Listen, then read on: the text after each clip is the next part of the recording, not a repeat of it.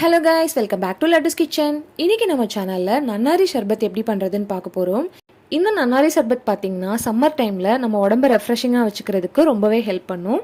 இந்த நன்னாரி சர்பத்தை வெளியில் கடைகளில் போய் குடிக்காமல் வீட்லேயே நம்ம எப்படி சிம்பிளாக ஈஸியாக பண்ணலாம் அப்படின்றத இந்த வீடியோவில் பார்க்கலாம். வீடியோக்குள்ளே போகிறதுக்கு முன்னாடி நம்ம சேனல் லட்டுஸ் கிச்சனுக்கு மறக்காமல் சப்ஸ்கிரைப் பண்ணி பக்கத்தில் இருக்க பெல் ஐக்கானை கிளிக் பண்ணி வச்சுக்கோங்க. வாங்க வீடியோக்குள்ளே போகலாம்.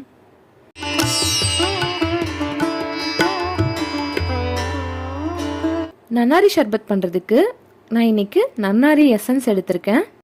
நான் இன்றைக்கி 1 டேபிள் ஸ்பூன் அளவுக்கு சப்ஜா விதை எடுத்துக்கிறேன். இது கூட கொஞ்சமாக தண்ணி சேர்த்துப்போம். தண்ணி சேர்த்து இது ஒரு 5 நிமிஷம் அப்படியே விட்டுடலாம். பாருங்கள், 5 நிமிஷம் ஆயிடுச்சு. இந்த சப்ஜா விதை எந்த அளவுக்கு ஊறி நமக்கு புஷ்ஷுன்னு வந்துடுச்சு பாருங்கள். நான் இன்னைக்கு 2 பேர் குடிக்கிற அளவுக்கு ஷர்பத் ரெடி பண்ண போகிறேன். அதுக்காக நான் 2 கிளாஸ் எடுத்து வச்சுக்கிறேன். இதில் 1.5 டேபிள் ஸ்பூன் அளவுக்கு சர்க்கரை சேர்த்துக்கிறேன். 1 கிளாஸ்க்கு நமக்கு அரை எலுமிச்சம்பழம் புழிஞ்சா அது போதுமானதாக இருக்கும். நான் ஒரு பாதி அளவுக்கு எலுமிச்சம்பழம் எடுத்து இதில் புழிஞ்சிட்டுக்கிறேன்.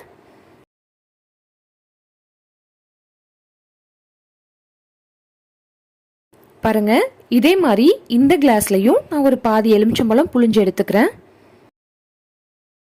இது கூட நான் இந்த மாதிரி குழிக்கரண்டி எடுத்திருக்கேன். இதில் 1.5 ஸ்பூன் அளவுக்கு நன்னாரி சிரப் சேர்த்துக்கலாம்.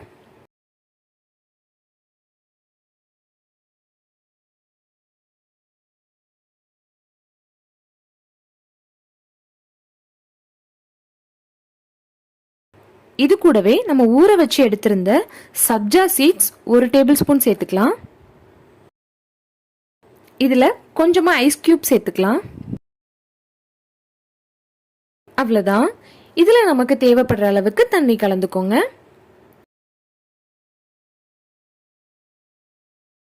தண்ணி சேர்த்து நல்லா கலந்து விட்டுருங்க. கலந்து விடும்போது நம்ம சேர்த்துருக்க ஷர்பத் சர்க்கரை எல்லாம் கரைஞ்சி ஒன்றா பிளெண்ட் ஆகி வரும். அவ்வளோதாங்க, ரொம்பவே சிம்பிளாக குயிக்காக சூப்பராக ஒரு ஷர்பத் எப்படி பண்ணுறதுன்னு பார்த்தோம். இந்த சர்பத்தில் சேர்த்துருக்க நன்னாரி சிரப், எலுமிச்சம்பழம், அது கூட நம்ம சேர்த்துருக்க சப்ஜா விதை, இது எல்லாமே உடம்புக்கு ரொம்பவே குளிர்ச்சி தரக்கூடிய பொருட்கள். கண்டிப்பாக இந்த சம்மரை கூலாக ஹேண்டில் பண்ணுறதுக்கு இந்த மாதிரி ட்ரிங்க்லாம் எடுத்துக்கோங்க. நான் சொன்ன இந்த மெத்தடில் நீங்களும் ட்ரை பண்ணி பாருங்கள். ட்ரை பண்ணி பார்த்துட்டு டேஸ்ட் எப்படி வந்ததுன்றதை கமெண்ட் செக்ஷனில் சொல்லுங்கள். மறக்காமல் நம்ம சேனல் லட்டுஸ் கிச்சனுக்கு சப்ஸ்கிரைப் பண்ணி பக்கத்தில் இருக்க பெல் ஐக்கானை கிளிக் பண்ணி வச்சுக்கோங்க. தேங்க்யூ ஃபார் வாட்சிங். Eat healthy, stay healthy.